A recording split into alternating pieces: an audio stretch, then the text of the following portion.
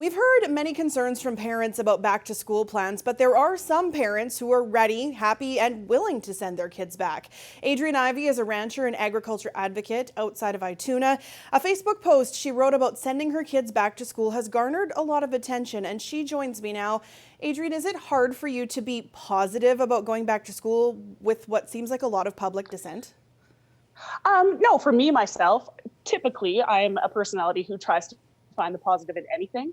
But in this particular instance, I think that there are so many positives of kids going back to school.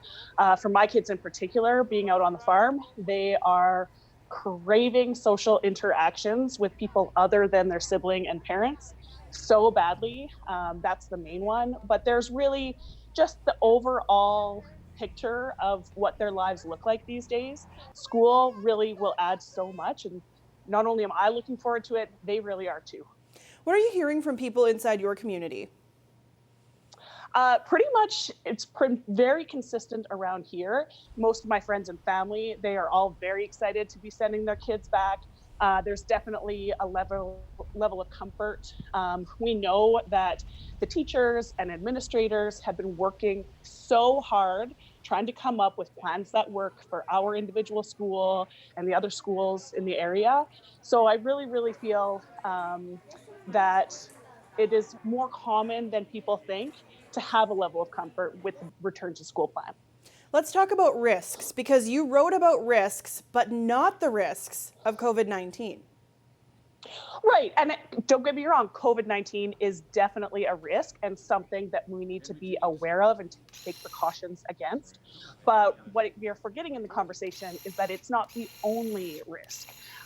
Mental health and issues with addictions and even domestic abuse, all of those kinds of things are on the rise right now.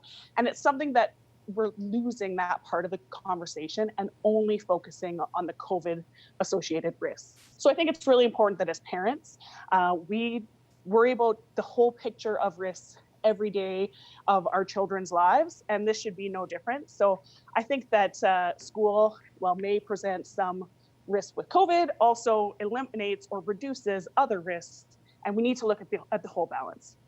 How have you prepared your own kids for heading back to school on the 8th?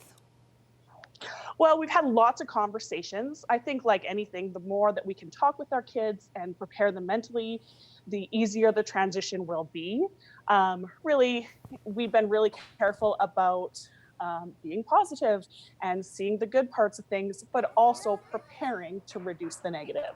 So making sure that they understand how to wear a mask properly, washing their hands, stuff that really is useful everyday knowledge in this COVID world, also translates very well with going back to school. Thanks so much for your time today. Yeah, I'm so glad to talk to you about this, and thanks for shining a light on this part of the conversation as well.